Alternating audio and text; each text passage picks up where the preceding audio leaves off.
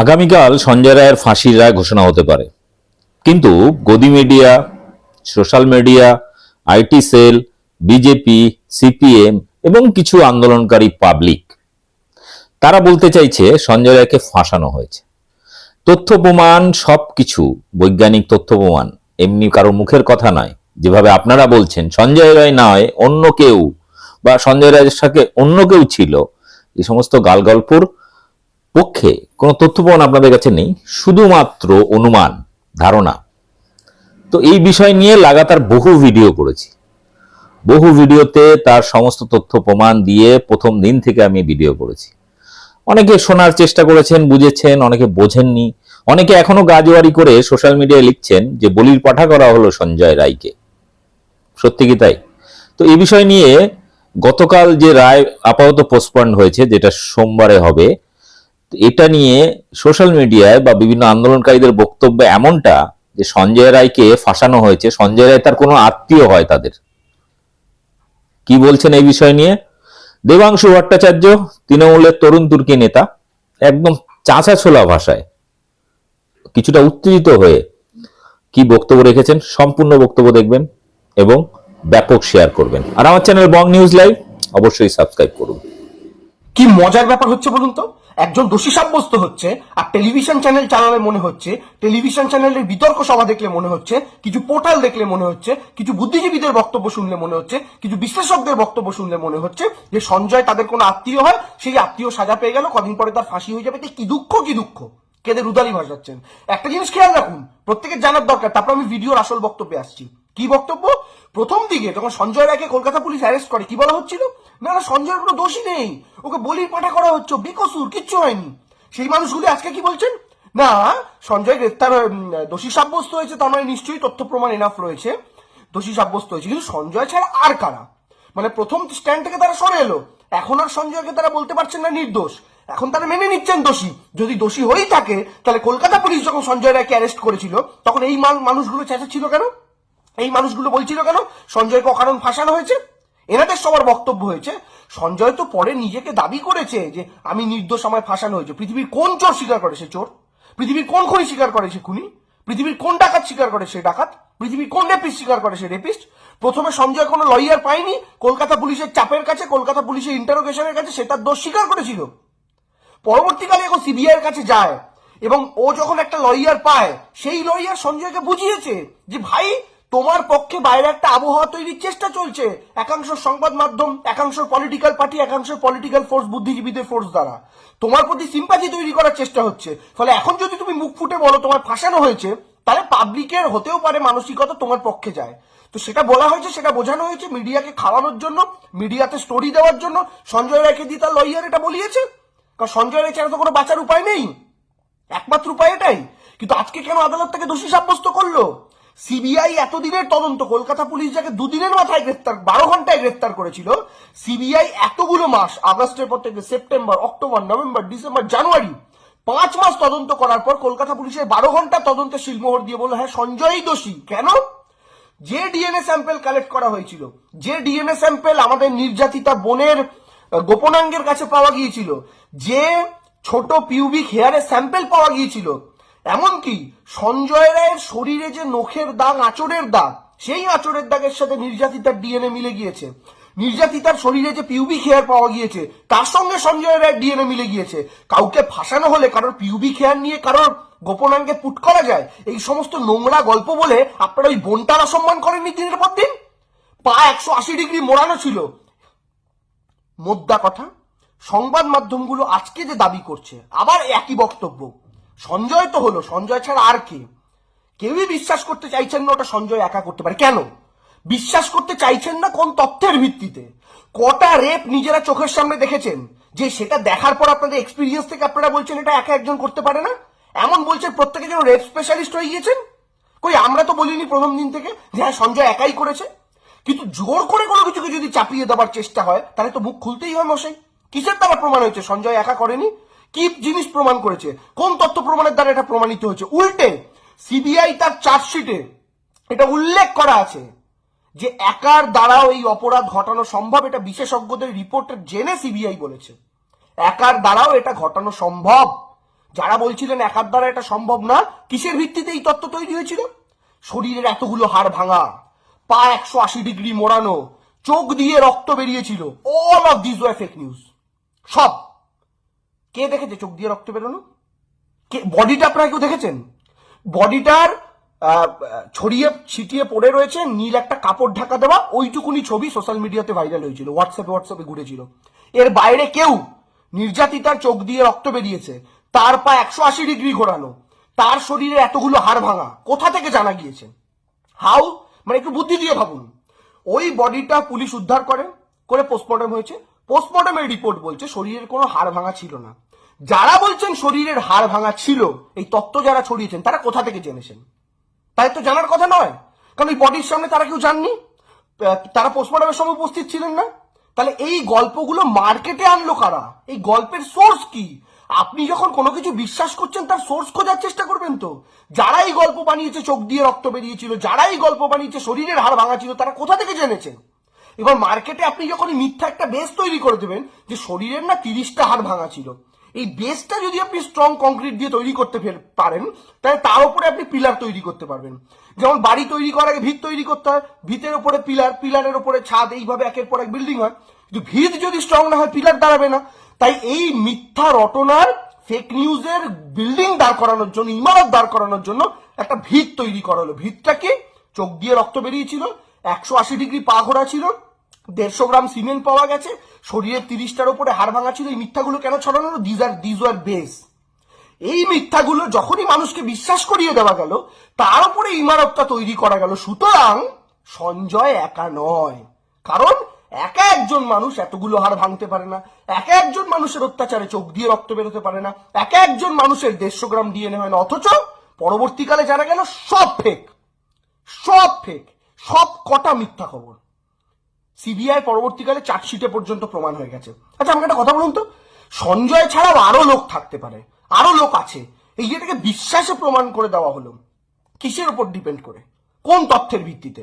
আমাকে একটা কথা বুদ্ধি দিয়ে বলুন, যুক্তি দিয়ে বলুন। এটা প্রত্যেকে ভাববেন বুদ্ধি দিয়ে।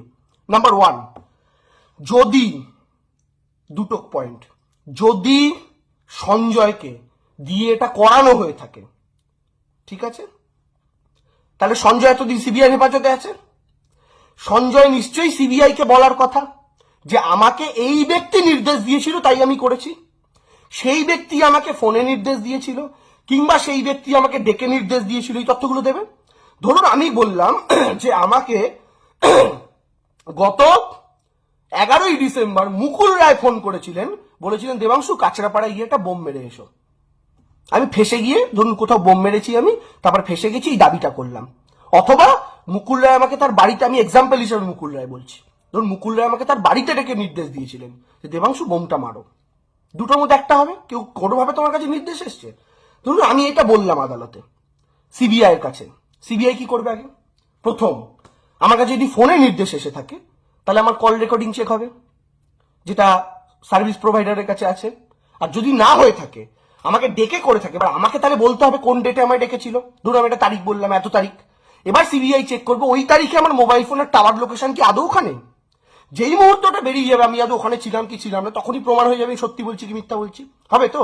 তো এই সবকটা কথাই নিশ্চয়ই সঞ্জয় বলার কথা, যদি সঞ্জয়কে কেউ নির্দেশ দিয়ে থাকে। যে ছেলেটা চিৎকার করে বলছে আমায় ফাঁসানো হচ্ছে ফাঁসানো হচ্ছে, সে একবারও মিডিয়ার সামনে বলছে না কে ফাঁসিয়েছে, কে নির্দেশ দিয়েছে, কার নির্দেশে করেছে, কিভাবে নির্দেশ এসেছিল, এবং এই নির্দেশ কার্যকর করার পেছনে তার কি লাভ ছিল, সে কি সুপারি নিয়েছিল নাকি অন্য কোনো কারণে করেছে, এগুলো কিচ্ছু সঞ্জয় বলেছে আজ অব্দি মিডিয়ার সামনে। মিডিয়া তো মাইক নিয়ে ঘোরে, শুধু আমায় ফাঁসানো হয়েছে একটা বাক্য, এর বাইরে গিয়ে কিছু বলতে শুনেছেন? আমাকে যদি ফাঁসানো হয় তার সাপোর্টিং অনেক বক্তব্য আমি রাখবো, কিন্তু বলতে শুনেছেন সঞ্জয়কে কিছু না। আর সে তো সিবিআই হেফাজতে, সিবিআই তো মোদি চালায়, মমতা ব্যানার্জি নয়, সিবিআই হাতে তো। আর এই সিবিআই কে চেয়েছিল? বিরোধীরা। এই সিবিআই কে চেয়েছিল? সংবাদ মাধ্যম উদ্বাহু নৃত্য করে। যখন সিবিআই তদন্ত হয় প্রত্যেকে প্রায় সেলিব্রেশন মোডে চলে গেছিলেন, এইবার কিছু একটা হবে। তো সেই সিবিআই যখন তদন্ত করছে, সেই সিবিআই যখন তদন্ত করলো, সেই সিবিআই এর কাছে সঞ্জয় রায় ছিল। কই সঞ্জয় রায় তো কিছু বললো না সিবিআই কে আমাকে এই নির্দেশ দিয়েছে, বলেছে? বলেনি। নাম্বার 1। নাম্বার 2, কিসের ভিত্তিতে? এই যে আপনি এবার বলবেন তাহলে দেবাংশু সেমিনার হল কেন পিডাব্লিউডি থেকে ভাঙা হলো এই দেওয়ালটা, এটাও বেরিয়ে এসছে যে এই দেওয়ালটা ভাঙার নির্দেশ যে তৎকালীন আরজিকর কর্তৃপক্ষ দিয়েছিল সেটাও জুনিয়র ডাক্তারদের অনুরোধের ভিত্তিতে। কোন জুনিয়র ডাক্তাররা? যারা এই আন্দোলনে সামিল, অনশনে সামিল, তাদেরই সই রয়েছে এই কাগজে, যে সইয়ে তারা অনুরোধ করছেন যে ইমিডিয়েটলি ওইখানে আমাদের জন্য একটা রেস্টরুম বা কিছু একটা তৈরি করা হোক, ওইটা অকেজো হয়ে পড়ে আছে। সেই অনুরোধ সাপেক্ষে কলেজ কর্তৃপক্ষ এই কাজটা করে। এখন আপনি বলতেই পারেন ওই সময় করা উচিত হয়নি, দ্যাটস ফেয়ার। টেকনিক্যাল ভুল সব জায়গায় হয়, আমরা অনেক কাজ করতে গিয়ে টেকনিক্যাল ভুল করি, এটা টেকনিক্যাল ভুল। সেই টেকনিক্যাল ভুলটাকে কনস্পিরেসি করে কারা দেখানোর চেষ্টা করলো। যদি এটা কনস্পিরেসি হবে তাহলে কনস্পিরেসির পার্ট তারাও, যে জুনিয়র ডাক্তাররা কাগজে লিখে সই করে কলেজ কর্তৃপক্ষকে অনুরোধ করলো দেওয়ালটা ভাঙো, সেই জুনিয়র ডাক্তারদের জিজ্ঞাসাবাদ করা হয়েছে? সেই জুনিয়র ডাক্তারদের মুখের কাছে বুম নিয়ে গিয়ে মিডিয়া কটা প্রশ্ন করেছে? করেনি। নাম্বার 2, এখন বলবেন পোস্টমর্টেমটাই তো মিথ্যা হতে পারে। এখানে দুটো উত্তর। এক, পোস্টমর্টেম মিথ্যা হতে পারে না। কেন? প্রথম কারণ হচ্ছে যখন পোস্টমর্টেম হয় সেই পোস্টমর্টেমের স্থানে উপস্থিত ছিলেন জুনিয়র ডাক্তাররাই, এবং পোস্টমর্টেম হওয়ার পর জুনিয়র ডাক্তাররা যে স্যাটিসফাইড এই মর্মে তারা একটা কনসেন্ট লেটারও সই করে দিয়েছেন। তাহলে এই জুনিয়র ডাক্তারই কিন্তু যারা আন্দোলনে সামিল, তাদেরই কেউ কেউ ওই পোস্টমর্টেম করার সময় উপস্থিত ছিল, তাদের চোখের সামনে পোস্টমর্টেম হয়েছে। তারা কেউ যতক্ষণ এই কাগজটা বাইরে বেরিয়ে এসছে কেউ মুখ খোলেনি। তাহলে আপনি বলুন, জুনিয়র ডাক্তারদের অনুরোধে দেয়াল ভাঙা হলো, জুনিয়র ডাক্তারদের সামনে পোস্টমর্টেম হলো, এই জুনিয়র ডাক্তাররাই আন্দোলন করলো, মিডিয়া একবারও জুনিয়র ডাক্তারদের মুখের কাছে বোম নিয়ে গিয়ে জিজ্ঞেস করেছে যে ভাই তোমরা নিজেরা পোস্টমর্টেমের সময় ভেতরে উপস্থিত ছিলে আর বাইরে যে মার্কেটে ছড়ানো হচ্ছে পোস্টমর্টেম ঠিকঠাক হয়নি, তো তোমরা কি কলা খাচ্ছিলে বসে? এবার আপনি বলবেন জুনিয়র ডাক্তারদের হয়তো ভয় দেখানো হয়েছিল তাই তারা মুখ খোলেনি। এত সাহসী জুনিয়র ডাক্তার যারা মুখ্যমন্ত্রীর দিকে আঙুল তুলে প্রশ্ন করতে পারে, তাদের কোনো এক কলেজ কর্তৃপক্ষ ভয় দেখাবে, তারা ভয় পেয়ে গেল? তাদের দেখি মেরুদণ্ড হেভি শক্ত, তো তখন মেরুদণ্ডটা রাবারের হয়ে গিয়েছিল আর পরে মেরুদণ্ডটা শক্ত হয়ে গিয়েছিল। ড্রামাবাজির গল্প কাকে শোনাচ্ছেন দাদা? আর নাম্বার 2, সিবিআই প্রথমে বিশ্বাস করেনি পোস্টমর্টমটা ঠিক হয়েছে, মিডিয়ার হাইপে। তো সিবিআই কি করলো? সিবিআই তখন এইমসের, অর্থাৎ কেন্দ্রীয় সরকারের যে মেডিকেল প্রতিষ্ঠান প্রধান এইমস, সেই এইমসের পোস্টমর্টেম বিশেষজ্ঞদের নিয়ে একটা টিম তৈরি করে আরজি করের যে ডাক্তারের নেতৃত্বে পোস্টমর্টেম হয়েছিল তাকে জেরা করানো হলো। ত্রিপাক্ষিক জেরা। কি ত্রিপাক্ষিক জেরা? একদিকে বসে আছে আরজি করে পোস্টমর্টেম করা ডাক্তার, একদিকে বসে আছে কেন্দ্রীয় সরকারের এইমসের ডাক্তার পোস্টমর্টেম স্পেশালিস্ট, আরেক দিকে বসে আছে সিবিআই। 3 পক্ষ। এবার সিবিআই কে সাক্ষী রেখে সিবিআই এর নির্দেশে এইমসের ডাক্তাররা একের পর এক ক্রস কোশ্চেন করলো আরজি করে পোস্টমর্টেম করা ডাক্তারকে। আপনি কি এটার পরে এই প্রসেস ফলো করেছিলেন? এটা করেছিলেন? এটাই কি বেরিয়েছিল? এটা কি? সেই জেরা করার পর তারা সিবিআই কে রিপোর্ট দিল, উই আর স্যাটিসফাইড, পোস্টমর্টেম সঠিক হয়েছে, আমাদের এতে কোনো ডাউট নেই। কারা দিল? এইমস এর রিপোর্ট ডাক্তাররা। কাকে? সিবিআই কে। এইমস কার? মোদির। সিবিআই কার? মোদির। তাহলে এবার ভাবুন, যদি পোস্টমর্টেমটাই ভুল হতো তাহলে এতদিনে আরজি করের পোস্টমর্টেম করা ডাক্তারটাই অ্যারেস্ট হয়ে যেত। হয়েছে কি? হয়নি। তাহলে নাম্বার 1, পোস্টমর্টেম করলো কে? পোস্টমর্টেম করলো ডাক্তার, তাকে জেরা করলো এইমস, সিবিআই এর নির্দেশে তারা স্যাটিসফাইড হলো। আর 2, পোস্টমর্টেম করার সময় উপস্থিত ছিল জুনিয়র ডাক্তাররা। তাহলে এই দুটোকে যদি আপনি টিক করেন তাহলে পোস্টমর্টেম ওয়াজ কারেক্ট। এই পোস্টমর্টেমই বেরিয়ে এসেছিল কোনো হাড় ভাঙা ছিল না, এই পোস্টমর্টেমেই এসছে চোখ দিয়ে কোনো রক্ত বেরোয়নি, এই পোস্টমর্টেমেই এসছে যে ধস্তাধস্তি ধর্ষণ হয়েছে, এবং এই পোস্টমর্টেমের মাধ্যমেই যে কালেকশন গুলো হয়েছে সেখান থেকেই আমাদের এই বোনের গোপনাঙ্গ থেকে পিউবিক হেয়ার্স উদ্ধার হয়েছে, যে পিউবিক হেয়ার্স গুলো সঞ্জয়ের পিউবিক হেয়ার্স এর সাথে মিলে গেছে। পিউবিক হেয়ার্স মানে কি? নিম্নাঙ্গের যে কেশ অর্থাৎ চুল হয়, আমাদের প্রত্যেকের নিম্নাঙ্গে যে চুল থাকে সেটা, সেই কেশ সেটা যে উদ্ধার হয়েছে আমাদের এই বোনের দেহ থেকে, সেটার সাথে সঞ্জয়ের ডিএনএ মিলে গেছে। এবং আরো অনেক কিছু, যে আপনার সিমেন্ট পাওয়া গেছে সেটার সাথে সঞ্জয়ের মিলে গিয়েছে, এমনকি সঞ্জয়ের পিঠে যে আঁচড়ের দাগ আগেই বললাম সেই আঁচড়ের দাগ যে আমাদের এই বোনেরই নখের, সেটা প্রমাণ হয়ে গেছে। অর্থাৎ গোটা ঘটনায় আরো অনেকজন জড়িত আছে বলে একের পর এক মিথ্যা খবর তৈরি করা হলো। সেই মিথ্যা খবর আই এম সরি টু সে আপনারা কেউ কেউ পা দিলেন, আপনারা কেউ কেউ ফাঁসলেন, সেটার উপরে দাঁড়িয়ে তৈরি হলো দ্রোহ, দ্রোহের এই দ্রোহের সেই, লাইট নেবাও কর্মসূচি, থালা বাজাও কর্মসূচি, এই দ্রোহের কার্নিভাল ইত্যাদি ইত্যাদি করে সরকার বিরোধী একটা চক্রান্ত রচিত হলো শুধুমাত্র মিথ্যা তথ্যের উপর ভিত্তি করে, এবং আমার খুব খারাপ লাগছে। সমস্ত সংবাদ মাধ্যমের সাথে আমার সম্পর্ক খুব ভালো, আমার এটা বলতে খারাপ লাগছে, বাংলার মিডিয়া দায়িত্বশীল মিডিয়া হিসেবে পরিচিত ছিল, কিন্তু I am sorry to say Sushant Singh Rajput কেসে দিল্লির মিডিয়া যে রোল প্লে করেছিল, একটা মিথ্যা ঘটনা মিথ্যা প্রচারের মাধ্যমে রিয়া চক্রবর্তী বলে একটা মেয়েকে ফাঁসানো, আজকের দিনে সেই মেয়েটা বেকসুর খালাস হয়ে গেছে। তারপরে 4-5টা মাস জ্বালিয়ে নরক করে দিয়েছিল, সেই মেয়েটা সুইসাইড করেনি, হ্যাটস অফ টু হার। আমরা কেউ থাকলে হয়তো পারতাম না টলারেট করতে, সমস্ত মিডিয়া তাকে তার মানুষকে তার বিরুদ্ধে খেপিয়ে তুলেছিল। আজকে সেই ঘটনা যা হয়েছিল বাংলায় আরজিকর কেসে তার রিপিট টেলিকাস্ট হলো। আমার মনে আছে একটা জনপ্রিয় টেলিভিশন 1 নম্বর চ্যানেলের, সেখানে কোন এক প্রাক্তন সিবিআই কর্তা তিনি বসে সঞ্চালকের সামনে তার যুক্তির সপক্ষে রেফার করছেন, আমি সোমা বলছি বলে যে ফেক অডিওটা, সেটাকে রেফার করে তার যুক্তি সাজাচ্ছেন। ইনি নাকি সিবিআই অফিসার ছিলেন, যিনি একটা ফেক অডিওর ভিত্তিতে তার যুক্তি সাজান।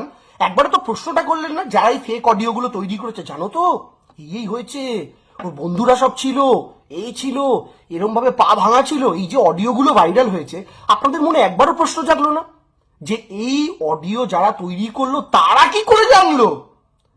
আর তারা যদি এত জানবেই তারা সিবিআই কাছে গেল না কেন তথ্য দিতে মুখ ঢেকে?